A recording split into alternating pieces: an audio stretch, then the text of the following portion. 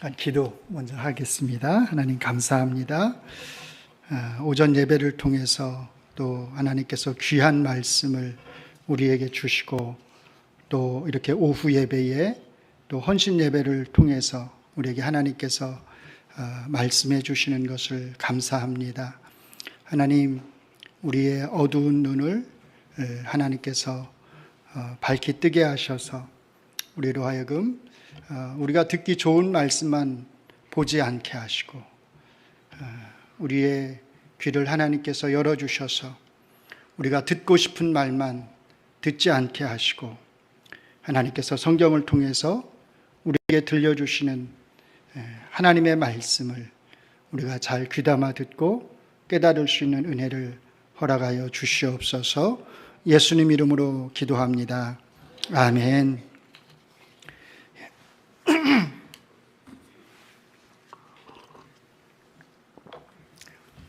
오늘 저희가 본문으로 요한복음 21장 마지막 장이죠.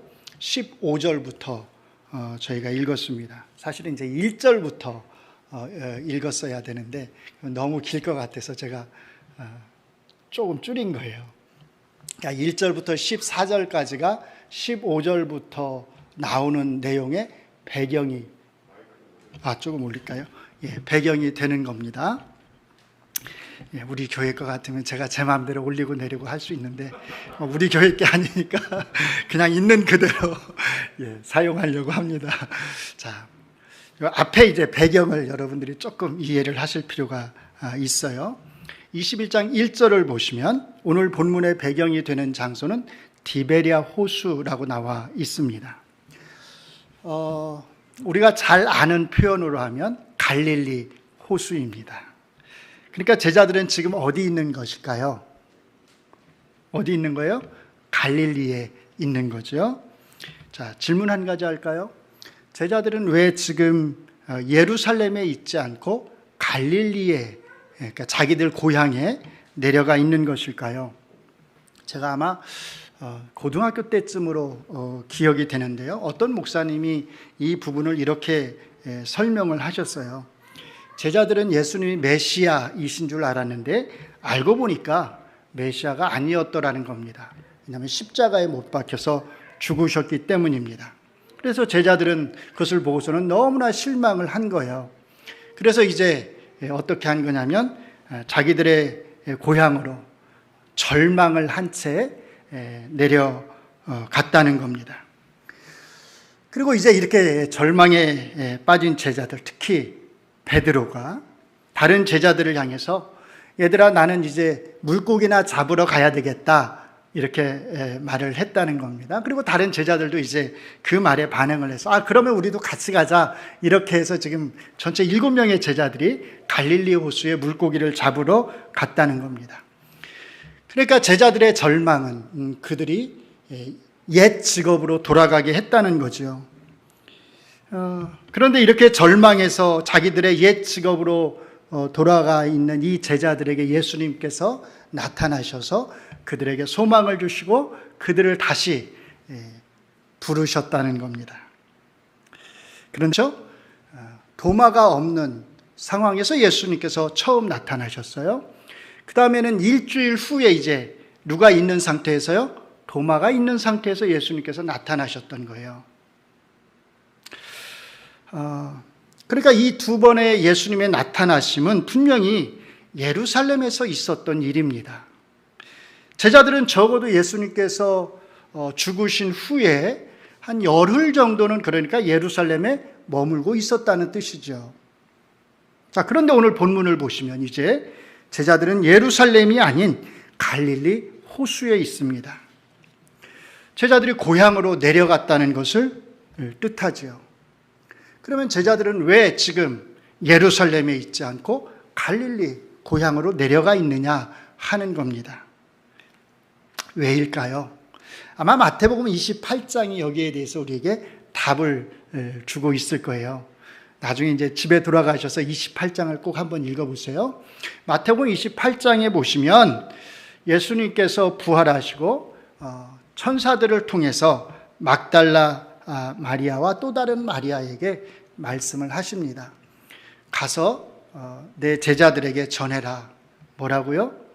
내가 먼저 갈릴리로 가 있을 테니까 빨리 갈릴리로 따라오라고 전해라. 이렇게 예수님께서 사실 말씀을 하신 거죠. 내가 너희를 갈릴리에서 만나겠다라고 예수님이 말씀을 하신 것입니다.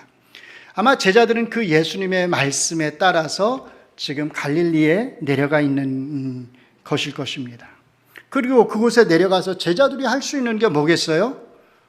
옛날에 했던 것처럼 고기를 잡는 거겠죠. 왜냐하면 예수님이 이 갈릴리에서 만나겠다고는 말씀을 하셨는데 정확하게 언제 만나 주시겠다고 말씀은 안 하셨거든요. 그러면 예수님을 만날 때까지 기다리면서 뭘 하겠어요? 할 수 있는 건 고기 잡는 일을 계속 하는 거죠.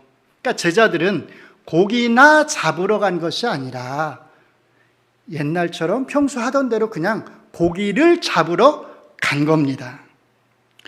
그리고 그곳에서 예수님께서 약속하셨던 대로 다시 세 번째 그들을 만나 주신 것입니다. 자, 이것을 기본 배경으로 여러분들이 이제 염두에 두면서 오늘 본문을 보시면 7명의 제자가 잡은 생선으로 아침 식사를 하신 후에 예수님은 시몬 베드로를 향해서 물으십니다. 요한의 아들 시몬아, 내가 이 사람들보다 나를 더 사랑하느냐? 자, 여기서 주의해야 할 게 하나 있어요. 우리말로 이 사람들보다 이렇게 번역된 것은 원래 원문에 보면, 그러니까 영어로 표현하면 그냥 these입니다. 영어의 these는 사람을 가리킬 수도 있고요, 아니면 사물을 가리킬 수도 있어요. 우리말 번역에서는 이 사람들보다 이렇게 번역을 했어요. 그러니까 여기 있는 나머지 6명보다 나를 더 사랑하느냐, 이런 의미로 번역을 한 거예요. 물론 그럴 뜻일 수도 있습니다. 그런데 만약 이 디즈를 사람들이 아니라 이것들로 만약에 번역을 할 수 있다면, 번역한다면, 그렇게 이해한다면 여기서 이것들이 가리키는 것은 뭘 가리키는 걸까요? 제자들이 뭐 하고 있었죠? 물고기를 잡고 있었죠. 그러니까 물고기를 잡는 그 배, 그물, 기타 등등을 아마 가리킬 겁니다. 그리고 그것이 의미하는 건 뭐냐면 너의 생계를 위한 이것들, 이 직업들보다 나를 더 사랑하느냐. 이것을 버리고 너의 생계를 버리고 이제부터는 나를 따라올 수 있겠느냐라고 하는 정도의 아마 의미가 될 것입니다. 자, 그런데 디즈가 무엇을 의미하는지는 사실 그렇게 중요한 게 아니고 더 중요한 게 있습니다.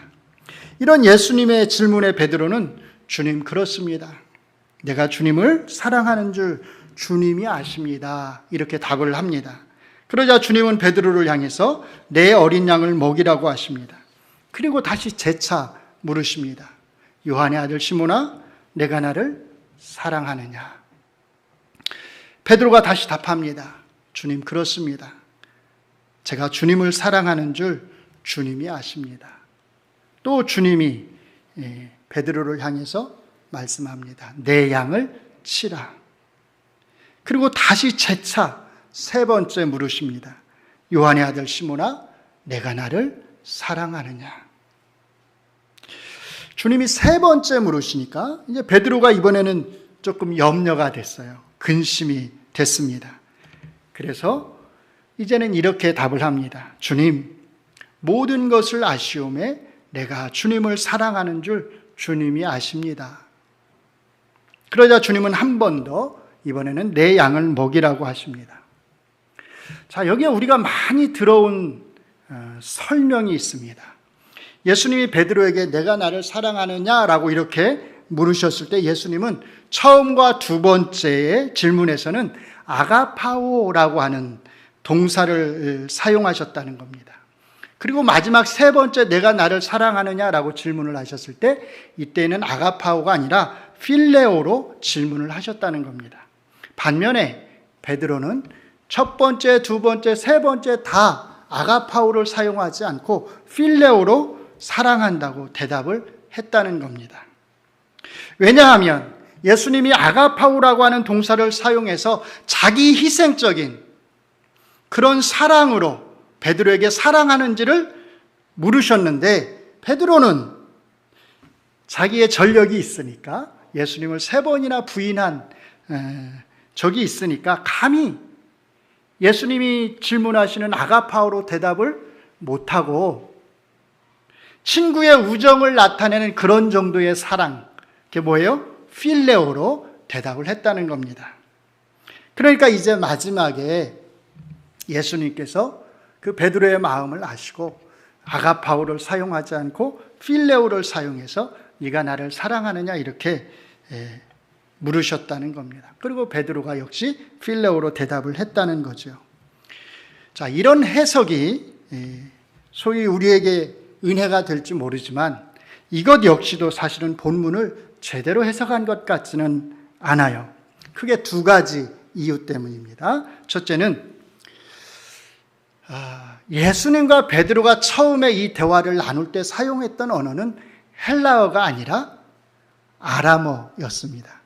근데 아람어에는 사랑하다라고 하는 단어가 하나밖에 없어요. 그러면 둘 다 어떤 단어를 사용했겠어요? 똑같은 단어를 사용해서 사랑하느냐 묻고 또 사랑하는 줄 안다고 대답을 했겠죠. 두 번째로는 요한복음의 저자가 어떤 의도를 가지고 이 2 단어를 헬라어에서는 서로 바꿔서 사용했을 수 있어요. 그런데 요한복음을 우리가 전체적으로 잘 살펴보면 요한복음에서 이 2 단어가 사실은 구별되지 않고 같은 의미로 사용된다는 겁니다. 예를 들면 요한복음 14장 23절에서 하나님께서 예수님의 제자들을 사랑한다고 말씀을 하세요. 그때 사용된 단어가 아가파오입니다. 그런데 16장 27절에서 또 하나님이 똑같이 예수님의 제자들을 사랑한다라고 말씀을 하시는데 그때는 아가파오를 사용하지 않고 필레오를 사용하는 거예요. 그러니까 하나님이 예수님의 제자들을 사랑한다고 하는 똑같은 의미의 말씀을 하면서 한 번은 아가파오를 사용하고 한 번은 필레오를 사용했다는 거죠. 그것은 뭘 의미하겠어요? 이 2 단어가 구별되지 않고 사용되었다는 겁니다. 또 예수님께서 우리가 잘 아는 것처럼 나사로를 사랑하셨습니다. 나사로를 사랑하셨다라고 할 때 한 번은 아가파오를 사용하고 한 번은 필레오를 사용합니다. 이게 의미 차이가 있을까요? 그렇지 않겠죠. 같은 의미를 가지고 서로 다른 단어로 표현을 한 것입니다. 그러니까 여기서 이제 아가파오, 필레오를 사용하는 것은 서로 구별되어서 의미를 다르게 사용하고 있는 것이 아니라 같은 의미를 다른 단어를 통해서 사용하고 있는 거죠. 일종의 뭐냐면 문학적 장치라는 겁니다. 여러분들이 예수님의 그 질문을 잘 보시면 먹이다, 치다 이렇게 사용이 돼요. 또 처음에는 어린 양으로 나왔는데 그 다음에는 그냥 양으로 나와요. 그럼 먹이다란 표현과 치다란 표현이 다른 걸까요? 어린 양과 양이 다른 걸까요? 그렇지 않을 것입니다. 그러니까 일종의 요한복음의 저자는 독자들이 지루하지 않도록 문학적 장치, 문학적 표현을 사용해서 그렇게 쓰는 거죠. 성경 저자들은 굉장히 위대한 문학가들입니다. 욥기, 시편을 잘 보시면 욥기와 시편이 영문학에 얼마나 큰 영향을 미쳤는지 몰라요. 그만큼 성경 저자들은 성경을 기록한다고 해서 그냥 무조건 기록하는 게 아니라 그들의 문학적 재능을 최대한으로 사용해서 사실 성경을 기록한 것입니다.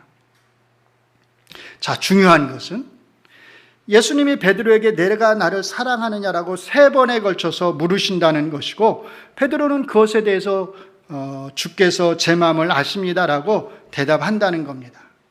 그리고 그 답변에 주님은 다시 내 양을 먹이라고 명령하신다는 겁니다. 자, 이 3번의 물음이 앞에 있었던 베드로의 그 3번의 부정하고 연관이 있는 것은 분명해 보입니다. 예수님은 베드로에게 왜 내가 나를 사랑하느냐고 물으셨을까요? 왜 물으셨다고 생각을 하시나요?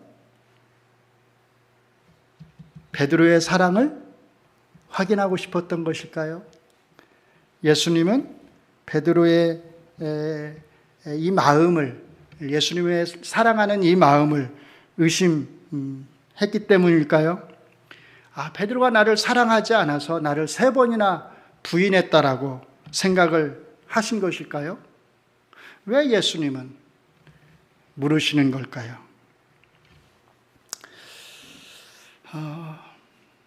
베드로가 예수님을 3번이나 부인했지만 저는 그 부인이 베드로가 예수님을 사랑하지 않아서 부인한 것은 아니라고 생각을 합니다. 예수님을 3번씩이나 부인할 때도 베드로는 예수님을 사랑했습니다. 그리고 그 사랑은 거짓된 것이 아니었습니다. 자, 그런데 왜 3번씩이나 부인을 했을까요?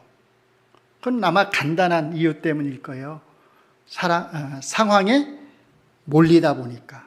그런 경우 있잖아요. 우리도 상황에 몰리면 나도 모르게 순간적으로 뭘 하게 돼요? 거짓말을 하게 되는 경우도 있잖아요. 그 순간을 피하기 위해서 내가 계획한 것이 아닌데 상황에 몰리다 보면 내 마음과 내 생각과는 전혀 다르게 내가 반응하고 행동하고 말할 때가 있습니다. 상황에 몰리다 보니까 사랑하지만 그 사랑하는 마음과는 정반대의 행동을 할 때가 있어요. 저는 베드로도 그랬다고 생각을 합니다. 마지막 만찬 자리에서 베드로는 예수님이 얘들아 너희들이 지금은 나를 따라올 수 없지만 나중에는 나를 따라올 수 있을 거다라고 그렇게 말씀을 하셨을 때 베드로가 제일 먼저 나서서 이렇게 말합니다. 주여 내가 지금은 어찌하여 따라갈 수 없나이까? 그 다음에 뭐라고 말하죠? 내가 주를 위하여 목숨을 버리겠나이다. 베드로는 거짓말로 말하는 걸까요? 마음에 없는 얘기를 하는 걸까요? 저는 베드로의 이 고백이 거짓이었다고 생각하지 않습니다. 그는 정말로 진심으로 필요하다면 주님을 위해서 주님과 함께 죽을 수 있다고, 죽겠다고 그는 말을 하는 것입니다. 그만큼 주님을 사랑했다는 뜻이죠. 예수님을 사랑하는 마음이 있어서 베드로는 어디까지 쫓아간 거예요? 대제사장의 뜰까지 아마 쫓아갔을 것입니다. 그런데 그곳에서 자기가 전혀 예상하지 못한 상황을 만난 거예요. 자기가 전혀 염두에 두지 않았던 뜻밖의 상황을 마주한 것입니다. 그러다 보니까 마음에도 없이 예수님을 3번이나 부인하게 된 거죠. 물론 잘못하면 자기도 함께 예수님하고 엮여서 고난을 당하고 나도 죽을 수 있겠구나라고 하는 그런 두려움, 그런 생각을 했을 수 있습니다. 그 두려움 때문에 그 순간 살고 싶어서 모르지요? 아내도 생각나고 자식들도 생각나서 예수님을 모른다고 부인했을지 모릅니다. 그러나 그렇다 하더라도 그 마음 안에 예수님을 사랑하는 마음이 없었던 것은 아닙니다. 누가복음 22장을 보시면 베드로가 예수님을 부인한 장면이 나오는데요. 마치 한 편의 드라마처럼 누가가 이 장면을 설명을 해요. 베드로가 예수님을 3번 부인했을 때 마침 그때 예수님께서 그 관정의 뜰을 지나시면서 누굴 바라보는 거예요? 베드로를 바라보는 겁니다. 그때 베드로는 밖에 나가서 심히 통곡했다 이렇게 말을 해요. 심히 통곡했다. 베드로가 예수님을 사랑하지 않았다면, 진짜로 진실로 사랑하지 않았다면, 그가 고백한 그 마음이 거짓이었다면, 가짜였다면 그는 통곡할 필요가 없었겠지요. 그냥 실망한 채, 내가 메시아인 줄 알고 따랐는데 아니었구나 라고 실망한 채로, 다른 사람을 기다려야 되나 보다 라고 실망한 채로 그냥 고향에 돌아가서 말 그대로 물고기를 잡았으면 되었을 것입니다. 그런데 이 3번의 부인이 그에게 큰 상처, 큰 아픔으로 남은 이유는 왜겠어요?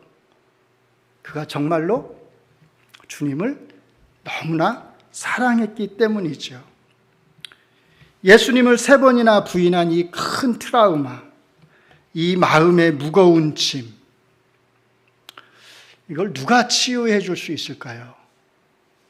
시간이 지나면 이 트라우마가 사라질까요? 다른 사람이 와서 위로해 주면 이 트라우마가 사라질까요? 저는 이 트라우마를 치유해 줄 수 있는 분은 그가 부인했던, 그가 3번이나 모른다고 했던 바로 그 예수님밖에 없다고 생각을 합니다.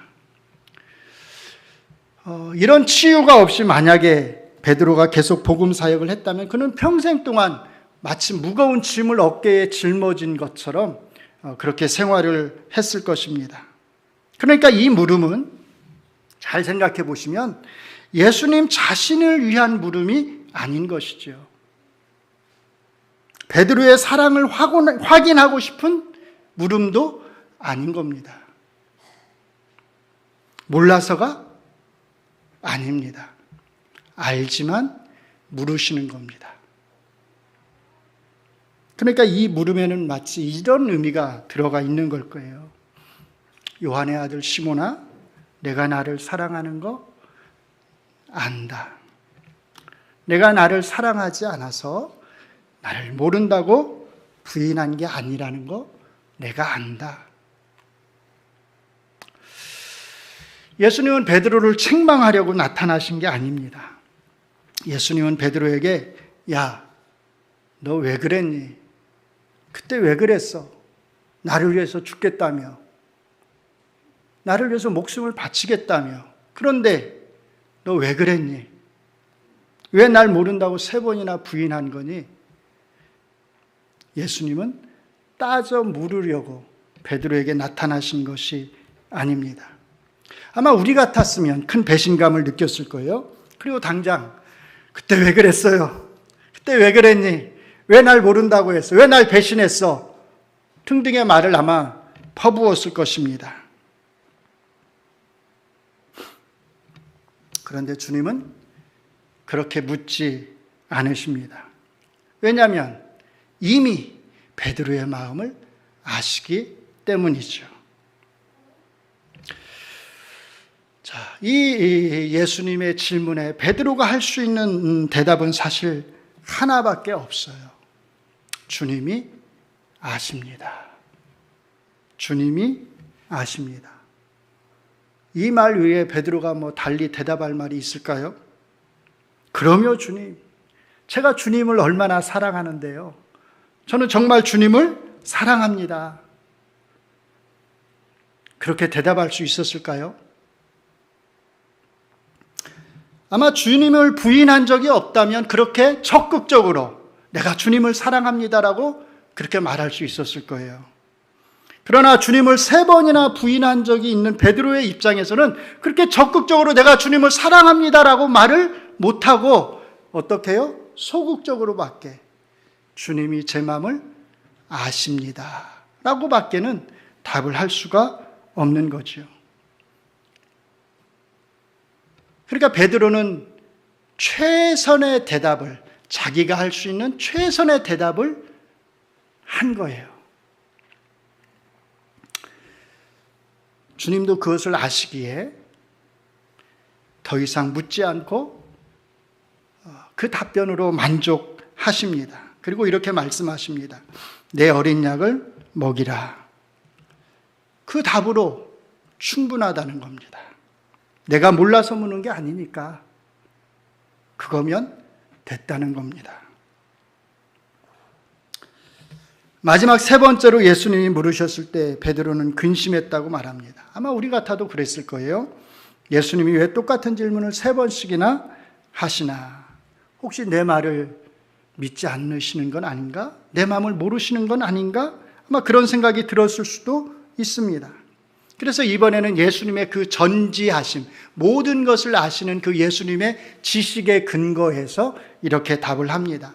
모든 것을 아시는 주님이 제가 주님을 사랑하는 것도 아십니다. 이 세 번째 답변에 주님은 다시 한번 내 양을 먹이라고 말씀을 하십니다. 자, 이렇게 세 번에 걸친 대화가 오고 간 후에 이제 예수님은 베드로에게 추가로 이렇게 말씀을 하세요. 21장 18절을 보시면 내가 진실로 진실로 내게 이르노니 내가 젊어서는 스스로 띠띠고 원하는 곳으로 다녔거니와 늙어서는 내 팔을 벌리리니 남이 내게 띠띠우고 원하지 아니하는 곳으로 데려가리라. 자, 이 말씀의 뜻을 요한복음의 저자가 그 바로 다음 절에서 설명을 합니다. 이게 무슨 뜻인지. 이 말씀을 하심은 베드로가 어떠한 죽음으로 하나님께 영광을 돌릴 것을 가리키심이라라. 그러니까 예수님의 이 말씀은 베드로가 예수님처럼 십자가에서 죽게 되리라고 그런 뜻으로 말씀하셨다는 겁니다. 자, 전설에 따르면, 이건 전설이에요. 베드로가 어떻게 죽었다고요? 십자가에 거꾸로 못 박혀서 죽었다. 내가 어떻게 예수님을 세 번이나 부인했는데 감히 똑바로 십자가에 못 박혀 죽을 수 있겠습니까? 나를 거꾸로 못 박아 죽여주세요. 그렇게 했다는 거예요. 뭐라고요 이게? 전설. 팩트 확인이 어려운 거예요. 아마 그러지 않았을 거예요. 아마 정상적으로 예수님처럼 십자가에 못 박혀서 죽었을 것입니다. 거꾸로 매달려 죽지 않았어도 십자가에 죽은 것만으로도 베드로는 충분히 예수님에 대한 그의 사랑을 사실은 증명을 한 것이죠. 자, 여기서 두 가지 표현에 주의하셔야 됩니다. 젊어서는, 늙어서는 이란 뜻이에요. 자, 이것을 우리가 문자 그대로 이해하면 안 됩니다. 자, 만약에 우리가 보통 이제 추측하는 대로 예수님이 대략 33세에 죽으셨다면 베드로가 예수님보다 아마 어렸을 거예요. 나이가 적었을 거예요. 그러면 베드로 나이는 이때 몇 살쯤 되었을까요? 예수님이 33이니까 베드로는 많아야 30대 초반, 하나, 둘, 더 어리면 20대 말, 끝, 29, 8, 요 정도 되었겠죠. 자, 그렇다면 여기서 늙어서는 이라고 하는 이 말은, 야, 네가 지금은 젊은데 늙을 때까지 기다렸다가 이제 나를 따라와야 된다. 그런 뜻으로 지금 예수님께서 여기 늙어서는 이란 표현을 쓰고 있는 걸까요? 여기서 젊어서는 이라고 하는 말은 사실 무슨 뜻이냐면 네가 지금까지는 그런 뜻입니다. 반면에 늙어서는 그 말은 무슨 뜻이겠어요? 이제부터는, 그렇죠? 네가 이제부터는 나를 위해서 살아야 된다고 사실은 말씀을 하는 거죠. 내가 지금까지는 너 자신을 위해서 내가 원하는 대로 살아왔지만 이제부터는 나를 위해서 살아야 하고 나를 위해서 죽어야 한다고 말씀하시는 겁니다. 자, 이 세 번의 문답, 그리고 젊어서는, 늙어서는 이라고 하는 이 말씀을 통해서 예수님은 지금 뭘 하고 계시는 걸까요? 뭘 하시는 거죠? 예수님은 베드로를 개인적으로 세우시는 겁니다. 예수님을 사랑하지만 상황에 몰려서 세 번이나 부인하고 밖에서 통곡하며 울었던 그의 그 큰 트라우마를 예수님은 지금 치유해 주시고 그를 다시 제자로 세우시기 위해서 베드로에게 개인적으로 물으셨던 겁니다. 예수님을 사랑하지만 베드로가 먼저 나서서 할 수 없는 말이 있어요. 다른 제자들은 다 먼저 나서서 예수님, 제가 예수님을 사랑합니다, 이렇게 말할 수 있을 거예요. 그런데 베드로는 자기가 먼저 나서서 예수님을 사랑한다고 말을 할 수가 없는 겁니다. 왜죠? 과거가 있으니까. 과거의 잘못이 그를 붙잡고 있으니까 그는 먼저 나서서 예수님을 사랑한다고 고백할 수가 없는 겁니다. 그래서 예수님이 먼저 그의 고백을 끌어내시는 겁니다. 자기 자신을 위해서가 아니라 베드로를 위해서입니다. 베드로의 상처를 치유하고 그를 개인적으로 다시 회복시켜서 그를 제자로 사도로 세우는 것. 사실은 이것이 오늘 본문에서 굉장히 중요한 목적입니다. 자, 우리가 그리스도인이라고 하면서 왜 잘못을 저지를까요? 왜 실수를 하고 죄를 범하는 것일까요? 주님을 사랑하지 않아서일까요? 물론 그럴 수도 있어요. 그런데 꼭 그런 것만은 아닙니다. 주님을 사랑하는데도 어쩌다 보니까, 상황에 몰리다 보니까 주님을 사랑하는데도 불구하고 우리가 잘못을 범할 때가 있습니다. 그런 때 사실 우리는 얼마나 낙심이 되는지 모릅니다. 내 자신에 대해서 얼마나 절망이 되는지 몰라요. 온몸에 힘이 다 빠지는 느낌을 받습니다. 내 스스로에게 얼마나 자책이 되는지 몰라요. 내가 이래도 그리스도인인가? 내가 이래놓고 그리스도인이라고 말을 할 수 있을까? 내가 이래놓고도 목사라고 할 수 있을까? 온갖 자책하는 마음이 듭니다. 그때 우리가 할 수 있는 고백은 하나밖에 없습니다. 그것도 자신 있게 큰 소리로 말할 수 있는 게 아니라 속으로 말하는 겁니다. 주님, 아시지요? 그래도 제가 주님을 사랑한다는 것, 주님이 아시지요. 그래도 이렇게 고백을 하고 나면 힘이 생깁니다. 그래서 우리가 어떤 잘못을 범할 때, 죄를 지었을 때 그냥 절망한 채 자책하면서 가만히 있어서는 안 되고 주님을 향한 우리의 사랑을 고백해야 합니다. 그렇게 고백할 때 나도 모르는 힘이 다시 생기는 것을 느끼게 됩니다. 고백이 중요하지요. 주님이 아시지만 베드로에게 사랑의 고백을 요구하신 것처럼 고백을 하면 됩니다. 혹시라도 여러분 가운데 어떤 상처가 있는 분이 있다면 주님을 향해서 여러분의 사랑을 고백하시기 바랍니다. 주님이 아십니다. 제가 주님을 얼마나 사랑하는지 주님이 제 마음을 아십니다. 그 사랑의 고백을 통해서 주님이 여러분들을 위로하시고 여러분들을 치유하시고 여러분들을 다시 일으켜 세우실 것입니다. 왜냐하면 주님이 정말로 여러분의 마음을 또 저의 마음을 아시기 때문입니다. 너 왜 그랬니? 그때 왜 그런 죄를 범했어? 왜 그런 잘못을 했어? 나를 사랑한다며? 라고 책망하지 않으실 것입니다. 오히려 여러분이 그 잘못과 죄로 인해서 얼마나 괴로워하는지, 얼마나 힘들어하는지 주님이 아시고 괜찮아. 그럴 수 있어. 날 사랑하는 너의 마음을 내가 의심하지 않아. 라고 말씀을 하실 것입니다. 사실 이것은 우리에게 굉장히 중요한 교훈을 줍니다. 다른 성도가 어떤 잘못을 범했을 때 우리는 주님을 향한 그의 사랑을 의심해서는 안 된다는 겁니다. 주님을 향한 그의 믿음이 진짜 믿음이라고 하는 것을 의심해서는 안 된다는 거예요.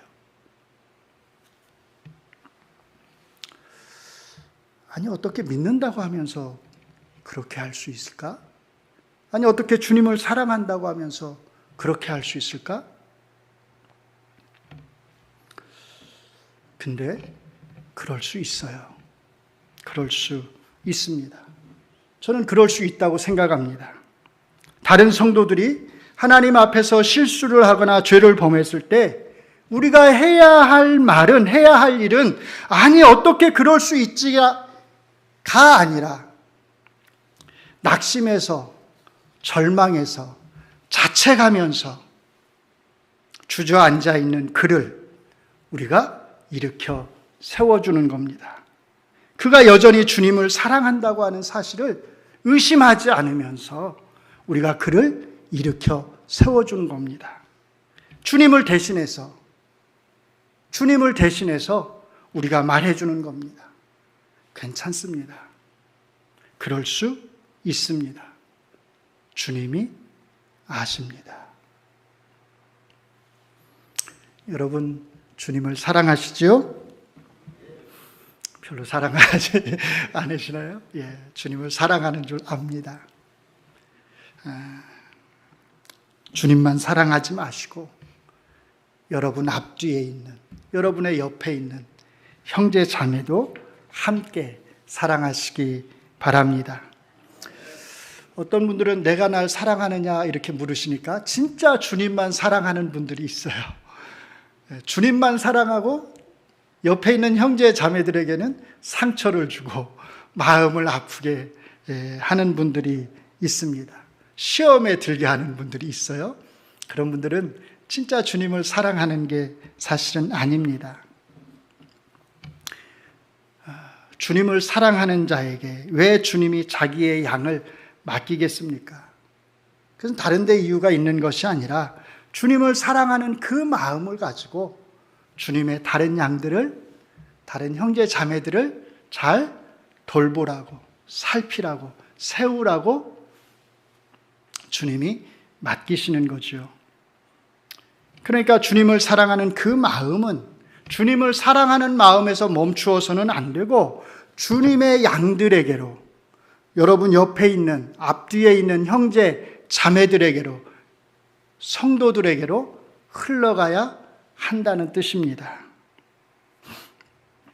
그래서 요한복음이 강조하는 것, 내가 너희를 사랑한 것 같이 너희도 서로 사랑하라고 하는 예수님의 이 당부의 말씀, 이 말씀을 우리가 실천해야 합니다. 이것이 우리가 해야 할 일입니다. 오늘 이 헌신 예배가 40대 여전도의 헌신 예배라고 들었어요. 40대면 이 교회에서 기둥과 같은 한참 일을 해야 할 그런 나이일 것입니다. 가장 중심에 있을 것 같아요. 몸으로 가장 열심히 헌신해야 할 때입니다. 그런데 저는 이렇게 말씀을 드리고 싶어요. 몸으로 열심히 헌신하는 것보다 그보다 더 중요한 게 있습니다. 낙심해 있는 성도들에게 다가가서 그를 일으켜 세워주는 것입니다. 상처를 받은 성도에게 다가가서 그의 상처를 감싸주는 것입니다. 자기 자신을 자책하고 있는 성도에게 다가가서 괜찮다고, 그럴 수 있다고, 주님이 아신다고 말을 해주는 것입니다. 몸으로 하는 헌신보다 더 중요한 헌신이 바로 이런 헌신이라고 저는 생각을 합니다. 그러니까 이제 몸으로 헌신을 할 필요가 없겠네라고 생각하시면 안 되고 몸으로 헌신을 해야지요. 그러나 몸으로 하는 여러분의 그 헌신이 정말로 가치 있는 헌신이 되고자 한다면, 몸으로 하는 여러분의 그 헌신이 정말로 이 숭신교회라고 하는 하나님의 교회 공동체를 세우는 그런 헌신이 되고자 한다면 먼저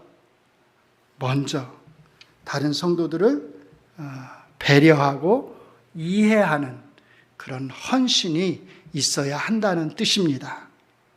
어떤 성도가 여러분에게 잘못을 했을 때도 마찬가지입니다. 왜 나한테 그랬어? 라고 따지는 게 아니라 괜찮아요. 그럴 수 있어요. 그렇게 말해주는 겁니다. 너무 신경 쓰지 마세요. 사실은 저도 똑같은 잘못을 다른 사람들에게 할 때가 있어요. 이렇게 말을 해주는 겁니다. 우리는 모두가 다 주님의 양들입니다. 우리를 치유하신 그 주님이 이제 그 주님을 대신해서 우리가 서로의 상처를 싸매주고 서로를 세워주도록 우리를, 여러분을 여러분들을 지금 이곳에 모으셨다고 하는 것을 꼭 기억하시기 바랍니다. 저는 바로 이것이 무엇보다도 중요한, 우리가 진짜 해야 할 참된 헌신이라고 생각을 합니다. 꼭 세 마디를 여러분들이 잘 기억하셨으면 좋겠습니다. 한 번만 따라해 보실까요? 괜찮습니다. 그럴 수 있습니다. 주님이 아십니다. 네, 기도하시죠. 주님,